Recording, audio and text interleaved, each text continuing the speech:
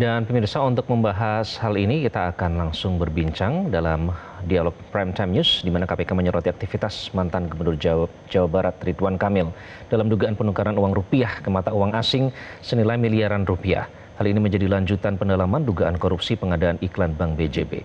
Kita langsung membahas bersama pakar tindak pidana pencucian uang Yanti Garnasi. Bu Yanti, selamat malam. Selamat malam. Bu Yanti, kalau dari pernyataan yang diberikan KPK ini kan ada penukaran uang rupiah ke mata uang asing, tapi dilakukan di money changer luar negeri. Jadi seharusnya penyidikan ini dimulai dari mana dulu, Bu Yanti?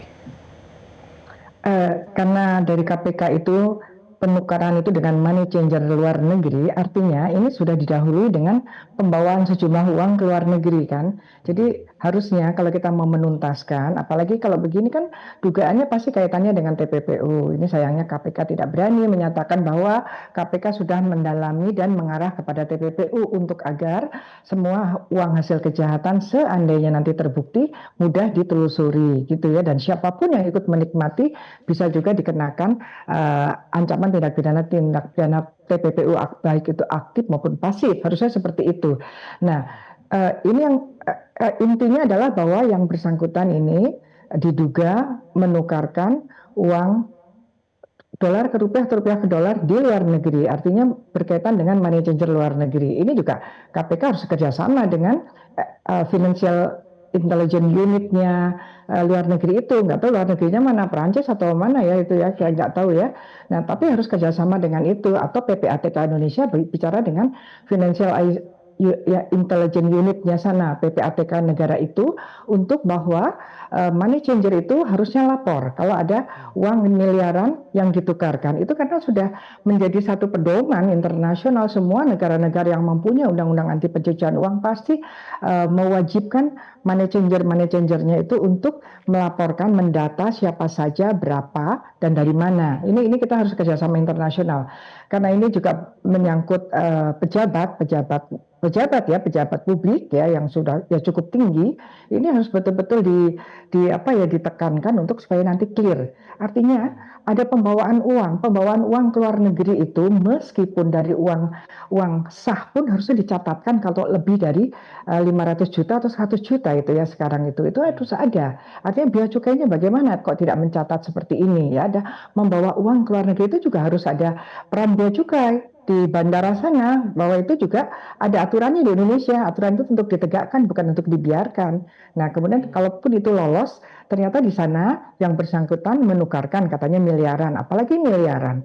Di luar negeri itu kewajiban lapor money changer ke PPATK setempat atau FIU-nya sana itu adalah setara $10.000 Amerika. Tidak setinggi kita, kalau kita 500 juta. Kalau di sana tidak, sekitar 150 juta paling tinggi itu harus sudah lapor dan sudah lapor dan kemudian dilaporkan memang harus setidaknya harus ada dua aturan.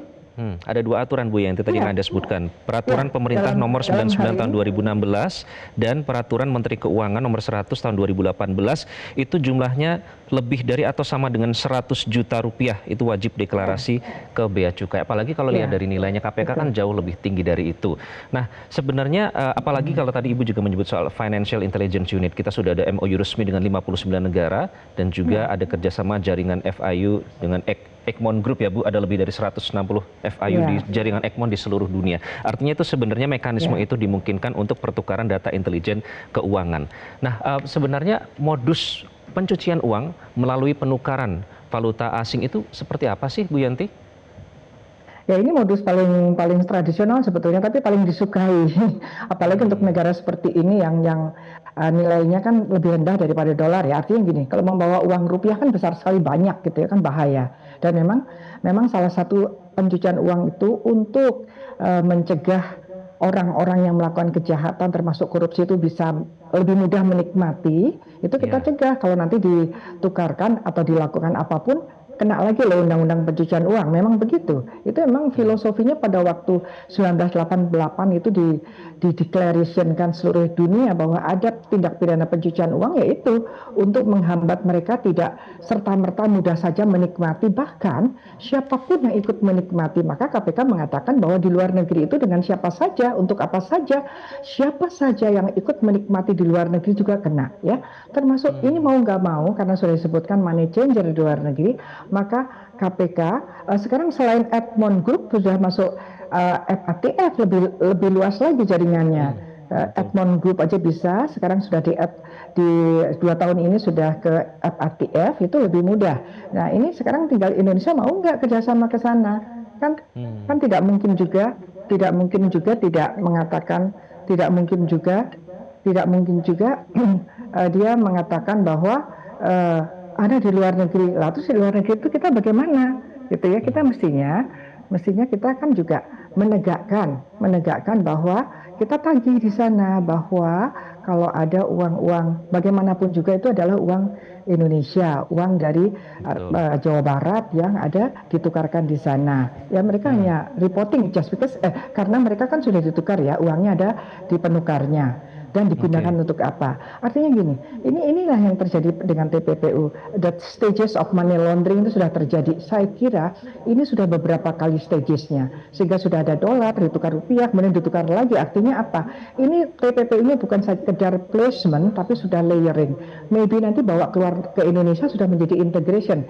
Jadi kalau ini terjadi, berarti ini sudah terjadi praktek pencucian uang yang melalui 3 tahapan pencucian uang, yaitu placement, penempatan pertama dari hasil korupsi, kemudian mungkin ditukarkan di dolar ya di Indonesia, dan kemudian dibawa ke luar negeri. Kalau saya baca di luar negeri ditukar lagi ke rupiah, kan aneh itu juga kan. Nah ini dan kemudian itu dibelanjakan, artinya sudah stages. Dan tadi disebutkan bahwa ada aset prinya. Hati-hati ya. Orang-orang yang disuruh menukarkan, yang dia merasa dia patut dinilai oleh penegak hukum bahwa dia curiga jumlahnya besar sekali. Seorang gubernur tidak mungkin uang punya segini sementara bukan kegiatan dinas misalnya. Yang bersangkutan juga harus diperiksa. Kalau kemudian ada kecenderungan yang bersangkutan itu harusnya patut mencurigai tapi tetap dilakukan, bahkan nanti menerima komisi, dia akan kena TPPU aktif walaupun dia tidak terlibat korupsinya. Dan orang-orang yang menerima itu kena TPPU pasif. Ini penting sekali. Kelihatannya Indonesia ini artinya ini sudah sampai dengan tahap layering ya, tadi Anda sebut, yang tujuannya membuat uang tampak legal pada saat kembali ke sistem keuangan. Bu Yanti, tapi kalau kita berkaca dengan kasus-kasus yang pernah juga menjerat beberapa pejabat, mantan sekretaris Mahkamah Agung Nur Hadi saat itu menukar rupiah ke falas di beberapa money changer senilai 68 miliar. Kemudian ada gratifikasi dan pencucian uang Hakim Agung nonaktif Ghazal Basaleh. Saat itu bolak-balik tukar dolar Singapura totalnya 5 sampai 6 miliar. Nah, kalau ini Bu, bagaimana membedakan? Kan bisa saja berkilah bahwa menukar uang dengan harta yang ada untuk kepentingan pribadi. Bagaimana membedakan dengan kalau itu untuk pencucian uang, Bu? Kalau menukarkan uang itu kan laporan dari money changernya lapor bahwa hari ini kan terdata siapa yang menukarkan. Ya nggak usah jauh-jauh waktu kasus Muiz itu ya, itu kan jelas itu. Si yang perempuan itu, si ibu-ibu itu kan dia bagian termasuk money changernya kan didata. Data ini dilaporkan kepada PPATK. Kenapa? Karena lebih dari 100 juta kan, 500 juta sebelum dibawa ya, 500 juta itu harus didata dan dilaporkan kepada PPATK. Dan kemudian harusnya pengawasan OJK juga. Artinya kesimpulannya apa? Kesimpulannya semua peraturan ini kelihatannya dengan kasus-kasus yang Mas Iqbal sampaikan itu kita perlu evaluasi nih Menteri Keuangan. Jadi sepertinya ya reporting obligation oleh money changer dalam kegiatan keuangan ini juga tidak dipatuhi dan dibiarkan saja. Kenapa baru sekarang ketahuan gitu?